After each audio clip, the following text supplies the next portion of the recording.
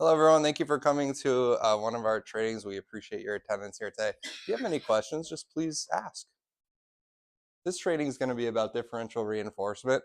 It was prepared by John McElway, who's a BCBA. Also, Becky and Grace helped out with this training, so we appreciate that. Thank you guys very much. So what is differential reinforcement? Well, the basic kind of premise of differential reinforcement is we're going to reinforce one behavior, and we hope that's a positive or a good behavior that we'd like to see, some kind of skill acquisition that we'd like to see from our VIPs. And then we want to minimize reinforcement for another behavior. So in a nutshell, that's kind of what these procedures are going to be doing. Does anyone have any questions so far? Okay. So again, we're the differential reinforcement. We're going to maximize positive and minimize reinforcement for the problem behaviors. It's the central objective for a behavior support plan. So when we're, come on in, welcome, no problem. So when we're working on a behavior support plan or we're working with any VIP, one of our main goals is to try to come up with an alternative behavior that we'd like to teach our individuals that would replace a problem behavior. So we figure out exactly why someone's having a problem behavior, right? We figure out the function behind the problem behavior. And then what we like to do is we think about a skill that would lead to the same function. Can anyone give me an example of a skill we might teach someone that could replace a problem behavior? Okay, raise their hand instead of what? Is that what you just did? I'm just I'm just kidding.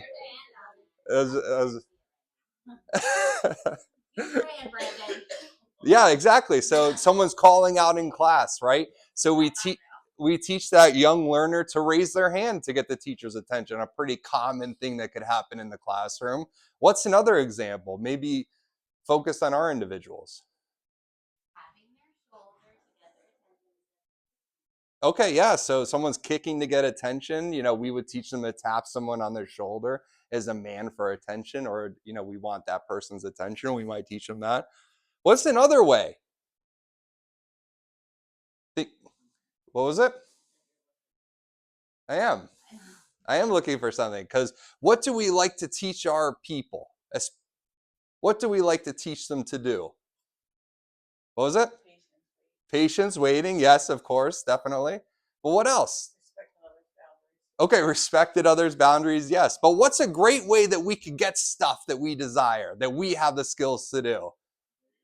Communicate, right? So that's a great alternative behavior. And many times in our treatment plan, we try to teach our folks a better way to communicate their needs, right?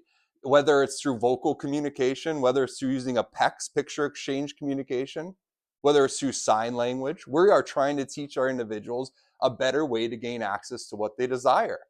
So many times that is what we're thinking about when we're coming up with a differential reinforcement behavior support plan, to communicate, to get things they like, and also to escape things they don't like. I'd much rather have someone say break to me than engage in a challenging behavior to escape something they don't like. And most challenging behaviors, guys, according to the research, are escape maintain, which means people are engaging in problem behaviors to escape things they don't like. Instructional demands, difficult tasks, right? These are things that people learn very early in life they can engage in problem behaviors to escape. Not every time, but some of the times. Come on in, welcome. Do you guys have any questions so far? Okay, let's move right along. So these are the several of the differential reinforcement strategies that we'll be reviewing today.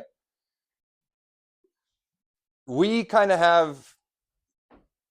use their initials as a way to kind of talk about it, but these are what they are. So reinforce an alternative behavior, or DRA, differential reinforcement of alternative behaviors. Reinforce an incompatible behavior, which we'll be talking about, DRI. Reinforce the absence of a problem behavior, DRO. And then finally, we'll be talking about reinforce a reduced rate of problem behavior, or the DRL. And when we kind of get called into a case, there's probably a maladaptive behavior that we need to address. And these are the strategies that we're going to be thinking about using in our behavior support plan and training the staff to implement. So we're going to talk about each one of them this morning.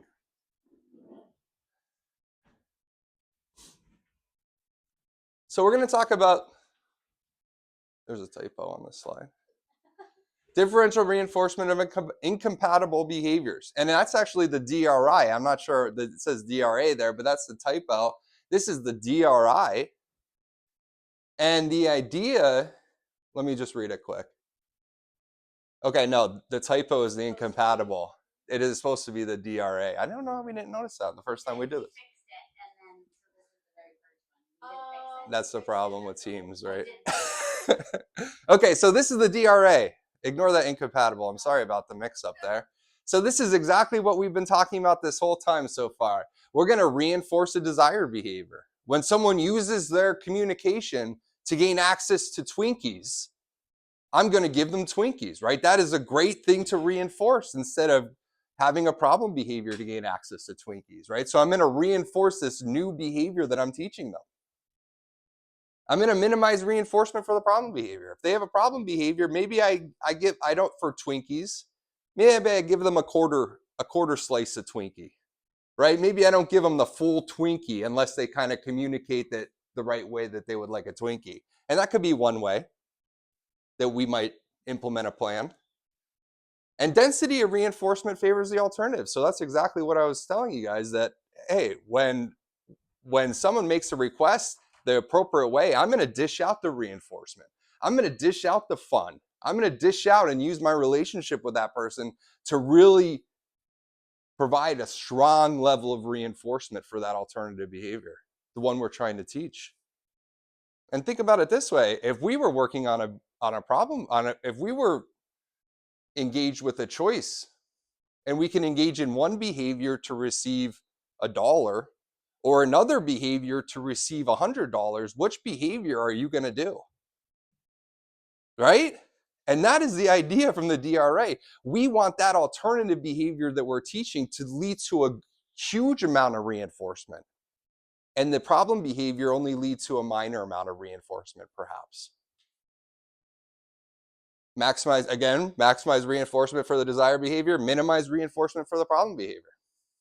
Do you guys have any questions about the DRA? Or any examples of the DRA that I might not have mentioned yet? Any questions? All right, let's continue, please. Okay, so this is the differential reinforcement of incompatible behaviors, or the DRI. So in this case, we're going to do something a little bit different than the DRA. We're going to reinforce a desired behavior, which is similar to the DRA, but what's different about it is this behavior, it's going to make the problem behavior impossible to do. So can anyone give me an example of a behavior that would make a problem behavior, that we could teach someone to make the problem behavior impossible for them to do?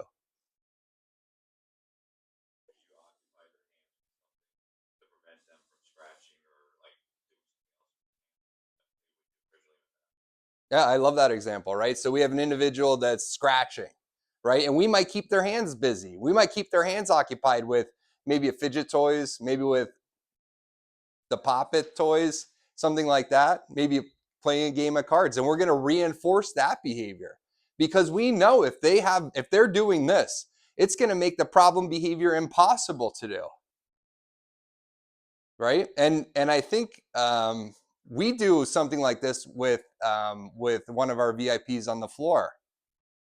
I'm sure we do this with a bunch of VIPs on the floor, but one comes to mind, Robbie, right? And when he comes out of the bathroom, we play a little game with him, right? We kind of chase him back to the seat. We race back to his seat, right? It makes him engaging in problem behaviors a lot less likely. So that's the idea behind it, is we're trying to teach a behavior that makes that problem behavior impossible to do. And more simply, scratching, we could teach them to hold things. We could reinforce putting their hands in their pockets during situations where other people are around. We could have them hold or carry things. within reason, right? To help keep their hands busy, right? And the example here we have is someone's out of seat, and this is such a easy example, simple example. Problem behavior is out of seat during class, and what we're going to reinforce is someone sitting in their class, in a desk in the class, right? They're going to be sitting in a seat, and we're going to reinforce. We're going to provide a lot of fun stuff. We're going to do a lot of fun stuff when they're sitting in their seat. Do you guys have any questions about the DRI?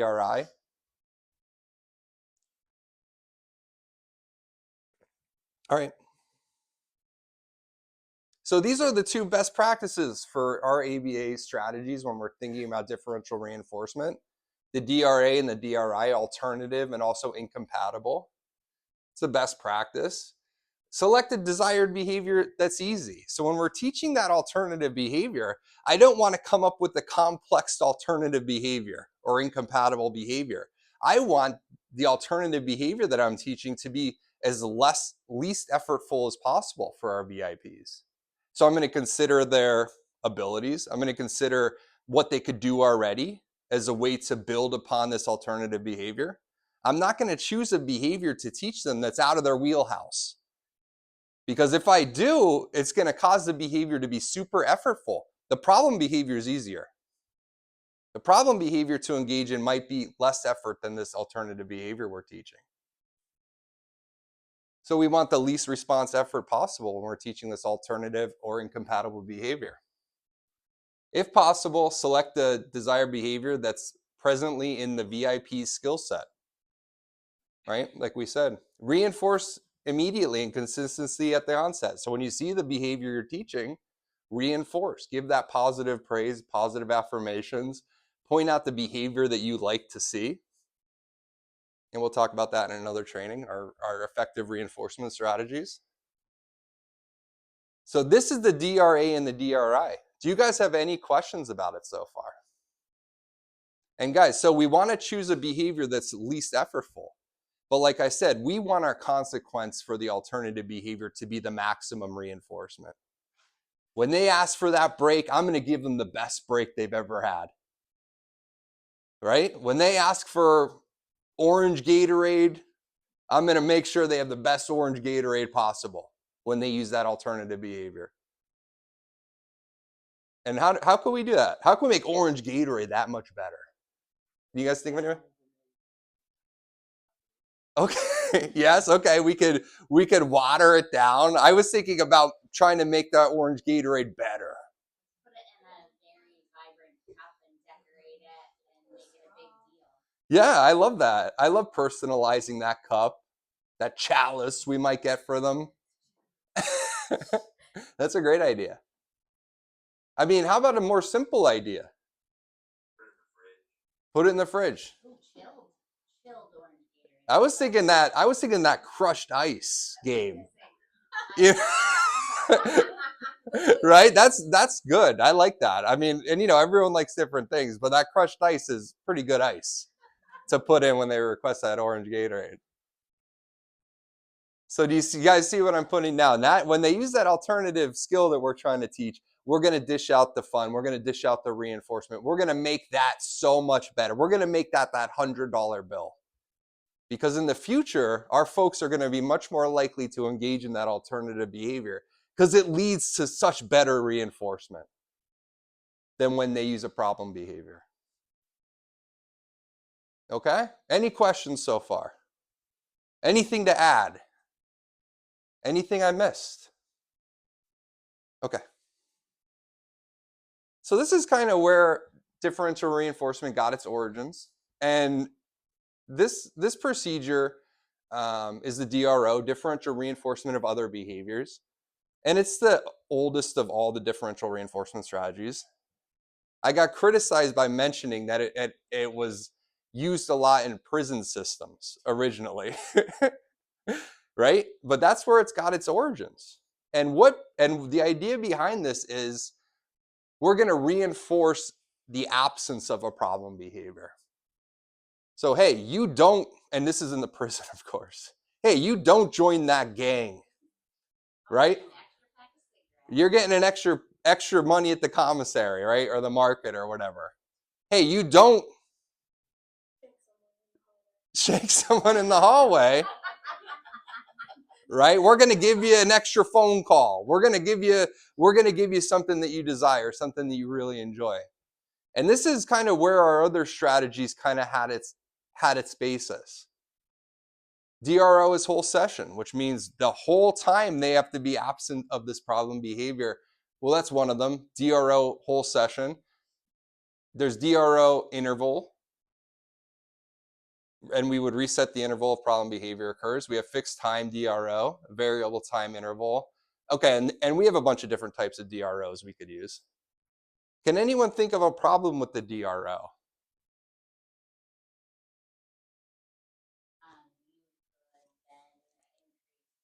Another problem behavior, a new behavior, but that new behavior. Right, because we didn't identify what? We didn't identify and think about the last DR strategies. We didn't identify think A, alternative behavior that we would like to reinforce. So now we're saying, hey, don't join that gang. But they could have been making shanks. They could have been making wine in their, I'm not going to say it, but you know where they make wine, right?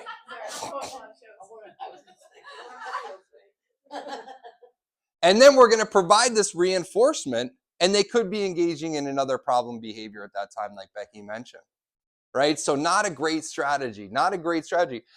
We will use this strategy in our work, but only in concert with the other strategies. Only in unison with the DRA or the DRI would we ever do this strategy as well, the DRO. So we would reinforce behavior in the absence of the problem behavior that we're working on. Not ideal, but still could be useful if you use it in tandem with the other strategies. All right, let's continue. And so here's some ideas, and I probably mentioned them. Select an appropriate initial time interval for reinforcement. So we say, okay, how many times are we going to do this? So usually what people do is they count how the problem behaviors are happening now. They see how often the problem behaviors are happening now. And they'll provide reinforcement at 75% of that interval. So if we see it twice a day, we might be providing reinforcement 3 times a day, right before it's likely to occur. And that's the mean inter-response time, right? We're trying to figure out the average amount of time before a problem behavior occurs, and we're trying to get ahead of it by providing reinforcement. We're going to gradually increase the interval. So as the person starts to have success with the DRO, we're going to slowly increase the time between reinforcements. And like I mentioned, we want to combine this procedure with other procedures that we mentioned. We wouldn't use this on its own for the problems that we mentioned. Does anyone have any questions about the DRO?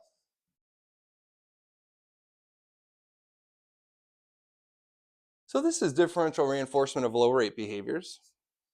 So this is for problem behaviors that are just occurring in overabundance.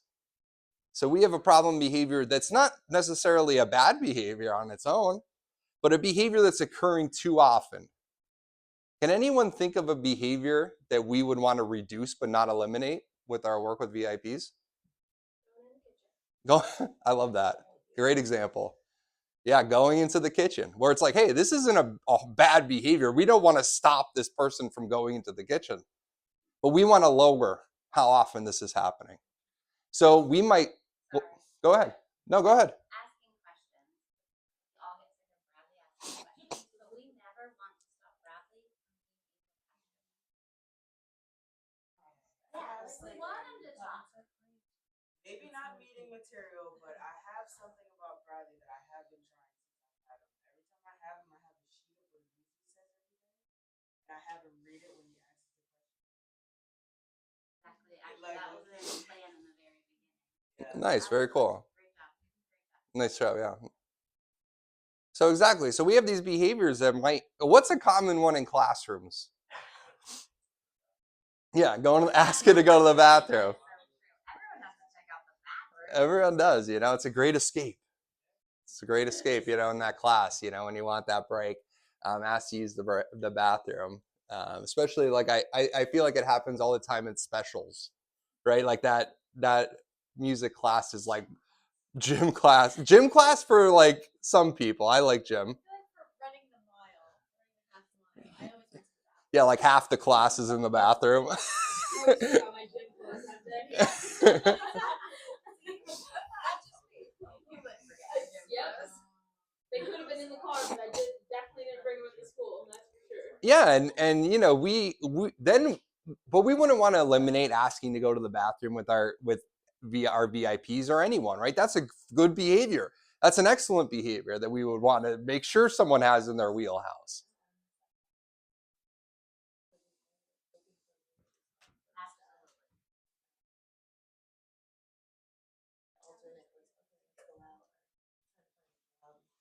Do you want to share with us? Like the stuff that he when he's, I don't want him to stop talking, but when he's continuously looking for that specific stuff, for that negative response, or just looking,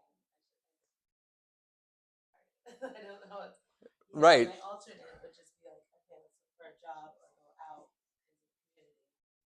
But it's, I don't know how to stop like looking for that negative response Well, from the staff and not. we'll work with the BSC on the case to come up with more specific strategies. What, Becky? Sorry, I can't see that. Oh. It's right in my face. No, good idea. We have the blinds people coming in soon, and I asked to get these blinds put in here. Yeah, did I? Yeah. Well, we're working on it, guys. We're working on it. Bring your sunglasses, though. So the DRL, it's not for behaviors that we want to eliminate, but it's for behaviors that occur in overabundance that we want to reduce. So what we would like to do is provide reinforcement under a certain criteria. So if someone makes that criteria, maybe they're asking to use the bathroom 5 times in class, maybe we set it up for 4 times. They ask 4 times or under, and we're going to provide reinforcement for that behavior. And then slowly move to an acceptable range. Slowly move to the kind of the normal asking for the bathroom for this student, right? Or this VIP that we're thinking about. There's 3 different kinds: full session, interval, and spaced responding. And we're not going to get into them really, but they all have their uses. Let's continue. Oh, actually, I think we are going to get into them. I did this last time too. Yes, so we are going to get into them. Full session is reinforced if problem behavior is below or equal to a predetermined number for the entire session. So all day long here at program, we're going to say, hey, if they ask 3 or fewer times to go to the bathroom, we're going to provide reinforcement. In interval, so we could split the day up into intervals. If they ask, and this is a behavior that is occurring at extremely high rates, if they ask 3 of the same questions in that interval, or fewer, we're going to provide reinforcement. And space responding, reinforcement is provided if separated from the previous response by a length of time. So there's just several ways that we could implement the DRL. All right, let's continue, please. So of course we want to collect baseline data first. Schedule selection for best outcome determined by our baseline data, which for all of these is really important. Feedback to learners to assist with monitoring of their behavior. So we want to make sure we let them know, hey, you have one more, right? Before, reinforcement won't be delivered to the next interval. So we want to make sure that they are aware of how many times maybe they asked. And that's the training. You guys have any questions for me?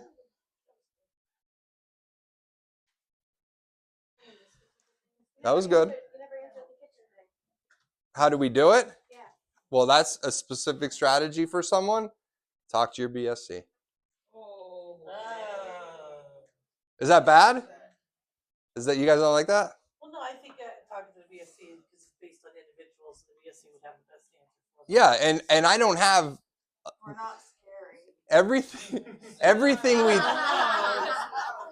any suggestion we make should be driven by data and through our knowledge. I can't give out specific strategies for a VIP I'm not directly working with. right? So I need that BSC to be here present to be able to talk to us about those specific strategies. But if that's something that you guys want to work on, that's something that's important to you, you talk to the BSCs. All the BSCs are trained to work on things that are important to you guys. So you guys, if you guys came up, hey, this is the problem I'm having. This is what we would enjoy to work on. That gives that BSC knowledge and information to present to create a plan to help you guys. So don't be hesitant to work with your BSCs. Tell them where you would like their work to be done, and they will do that.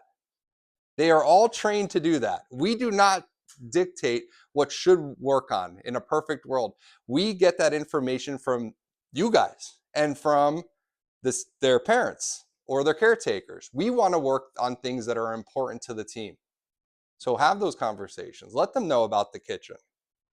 Let them know about Steffi. Let them, what was that? I thought it was Alex. I'm sure it's a few of them. You got a plan in effect for that. Yeah, Yeah, that's so. what I was Well, he hasn't been here for us to work with. Right. No, what Mike said is so true, because all you guys really do help me out with my individual, so, thank you. Yeah, let us know. We want to be useful to you guys and work on things that are important to you guys. And we're not always there, so we can't. So we value hearing. Great feedback. Anything else, you guys?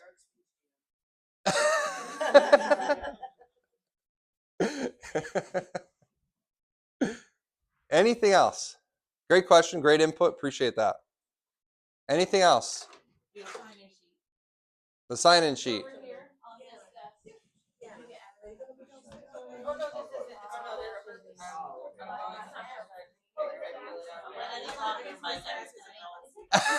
is.